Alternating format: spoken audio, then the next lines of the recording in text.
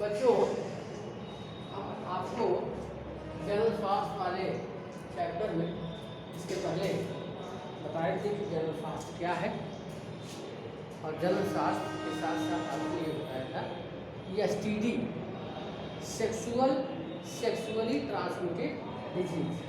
बच्चों, ऐसे डिजीज जो लैंगिक संसर्ग से होते हैं, सेक्सुअल इंटरकोर्स से होते हैं, ऐसी बीमारियों को एसटीडी या लैंगिक संक्रमित बीमारियाँ। और इस तरह की बीमारियों को ढेर सारा डिस्कस किया था। Bacterial disease, viral disease, protozoal disease, हम आपको बता दें फिर से, जैसे गोनोरिया है, सिफिलिस है, क्लेमाइडिया है, ये bacterial disease. Trichomoniasis protozoal disease, AIDS viral disease. तो बहुत सारी बीमारियां बच्चों इस तरह से हैं जो सेक्सुअल इंटरकोर्स से होती हैं, बैक्टीरिया से होती हैं, वायरस से, प्रोटोजोआ से होती हैं, बहुत सारी। उसके आगे जो बातें हैं हम उसको डिस्कस कर रहे हैं। उसमें आगे अगला हेडिंग है MTP, चिकित्सीय सगर्भता समापन, मेडिकल टर्मिनेशन ऑफ प्रेगनेंसी। बच्चों, कुशल डॉक्टरों की देखरेख में, कुशल चिकित्सकों की देखरेख में गर्भावस्था के पूरा होने के पहले ही गर्भ का समापन करना ही MTP है। तो MTP बच्चों कुशल डॉक्टरों की देखरेख में की जाती है। MTP को बच्चों कानूनी मान्यता भी 1971 में दी गई है कि यदि कोई फीमेल अपनी इच्छानुसार MTP कराना चाहती है तो उसको कानूनी रूप से वैध माने। MTP बच्चों संसार भर में 4 से 5 करोड़ प्रतिवर्ष MTP की जाती है। MTP से जनसंख्या नियंत्रण में भी एक महत्वपूर्ण भूमिका होती है जनसंख्या नियंत्रण में। लेकिन बच्चों, MTP का उद्देश्य जनसंख्या नियंत्रण नहीं है, बल्कि अनवांटेड अनचाहे गर्भ से छुटकारा पाना। बच्चों, अनचाहे गर्भ का आशय ये है कि जब संतान न चाहते हुए भी प्रेगनेंसी क्रिएट हो गई, जो प्रेगनेंसी है उसमें किसी तरह की संक्रमण की संभावना हो, HIV वायरस की संभावना हो, या अनवांटेड प्रेगनेंसी जैसे रेप के केस में हो जाती है, रेपिस्ट के द्वारा प्रेगनेंसी क्रिएट हो जाती है। तो इस तरह से बहुत सारी समस्याओं से को दूर करने के लिए MTP कराई जाती है।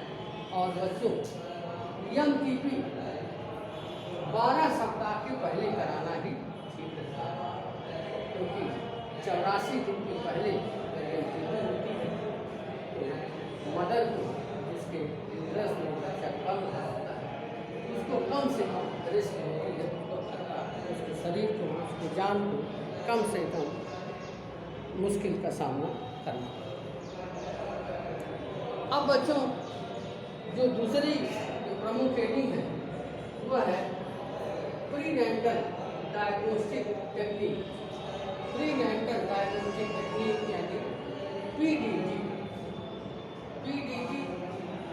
प्रीनेंटल डायग्नोस्टिक टेक्निक या उसी को एम्नियोसेंटेसिस कहते हैं, एम्नियोसेंटेसिस या उल्बेधन।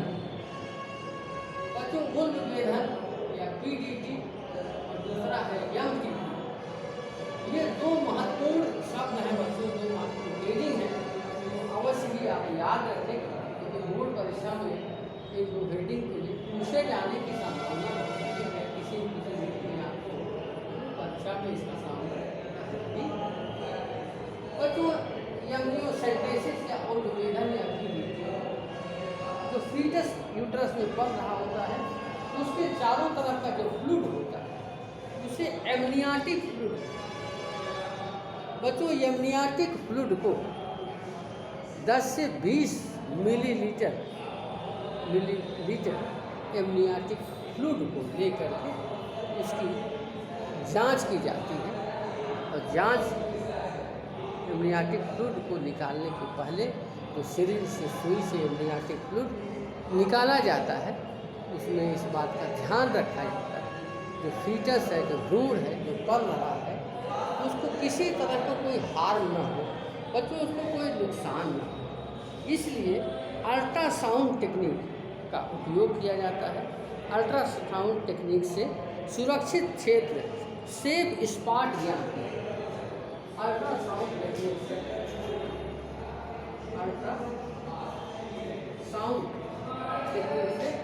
सेफ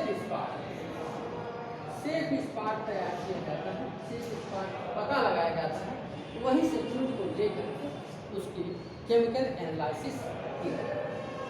अब बच्चों केमिकल एनालिसिस में क्या क्या होता है यहाँ पर हमने लिखा हुआ है, आपको चित्र के माध्यम से बताया।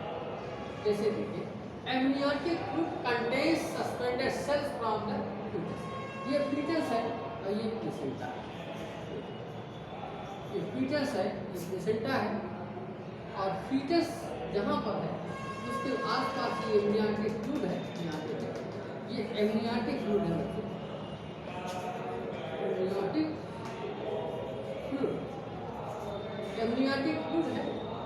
एमनियाटिक फ्लूइड से को सिरिंज के थ्रू निकाला जाता है और फिर उसका सेंट्रीफ्यूगेशन करने से सेल होती है नीचे बैठ जाती है, जो फ्लूइड होता है, तरल पदार्थ होता है, वो ऊपर। अब बच्चों इसकी बायोकेमिकल एनालिसिस, जैव रासायनिक विश्लेषण करके मेटाबॉलिक डिसऑर्डर, उपापचयी व्यतिक्रम का पता लगाया जा सकता है। उपापचयी व्यतिक्रम का पता लगाया जा सकता है कि जो शिशु पैदा होने वाला है इसमें किस तरह की उपापचयी क्रियाओं में अंतर होगा, कौन सी एबनॉर्मलिटी उपापचयी क्रियाओं में होगी। इन सब बातों का अध्ययन बायोकेमिकल एनालिसिस के द्वारा किया। अब बच्चों इसके बाद है कि जो सेल्स हैं, जो फीटस सेल्स हैं, उनको लेकर के, जो फीटस सेल्स होती हैं उनको लेकर के सेक्स डिटर्मिनेशन यानी लिंग निर्धारण किया। बच्चों लिंग निर्धारण करना ये एक अपराध है, क्योंकि इसी के आड़ में, यानी इस जांच के आड़ में, एम्ब्रियोसेंटेसिस के आड़ में, इसके कानूनी ढाल को लेकर के बहुत सारे लोग हैं जो कि सेक्स डिटर्मिनेशन भी फीटस का कराते हैं, जो कि बिल्कुल गैर कानूनी है, गलत है, अपराध है। ऐसा नहीं होना चाहिए। ये इसलिए नहीं होना चाहिए कि कुछ लोग सेक्स डिटर्मिनेशन इसलिए कराते हैं, उसके बाद MCP इसलिए कराते हैं, उनको लड़की नहीं चाहिए, लड़का चाहिए, इस तरह की गतिविधियों में सम्मिलित होते हैं, तो पूरी तरह से गैर कानूनी है सरकार की तरफ से। तो इसलिए नहीं किया जाता, केवल फॉर्मेशन के लिए किया जाता है।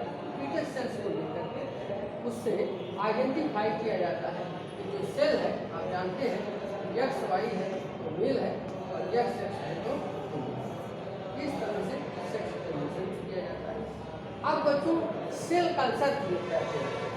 सेल कल्चर का मतलब जो सेल है उनको आर्टिफिशियल न्यूट्रिशन प्रोवाइड करके सेल को, ढेर सारे सेल को बढ़ाई जाती है। अब बच्चों ढेर सारे सेल को बढ़ा करके उसका एग्जामिन किया जाता है। क्रोमोसोमल डिसऑर्डर आप जानते हैं किसी भी नॉर्मल ह्यूमन में 46 क्रोमोसोम होते हैं, 46 क्रोमोसोम होते हैं, जिसमें 44 ऑटोसोम होते हैं और 2 सेक्स क्रोमोसोम। तो जो 44 ऑटोसोम होते हैं बच्चे, जो 44 ऑटोसोम होते हैं वो मेल और फीमेल दोनों में बराबर होते हैं, लेकिन जो फीमेल है उसमें XX सेक्स क्रोमोसोम होते हैं जो फीमेल में, और जो सेक्स क्रोमोसोम होते हैं ये भी होता है। तो बच्चों कभी कभी आप आगे अभी पढ़ेंगे, इसके बारे में डिटेल पढ़ेंगे, थोड़ा सा आपको बता दें कि नंबर ऑफ क्रोमोसोम नंबर की एबनॉर्मलिटी, यानी जो ऑटोसोम की संख्या 44 है, कभी उसमें कमी या अधिकता हो जाती है, किसी पेयर में कमी या अधिकता हो जाती है, तो वहाँ पर सिंड्रोम क्रिएट हो जाते हैं। और कभी कभी सेक्स क्रोमोसोम जो 2 की संख्या है इसमें भी कमी हो जाती है, यानी 2 की जगह 3 हो जाते हैं या 2 की जगह 1 हो जाते हैं, तो भी सिंड्रोम क्रिएट हो जाता है। इस तरह से उसे क्रोमोसोमल सिंड्रोम नाम दिया जाता है। तो बच्चों आज के लिए इतना ही, आगे हम अगले वीडियो में बात करेंगे। धन्यवाद।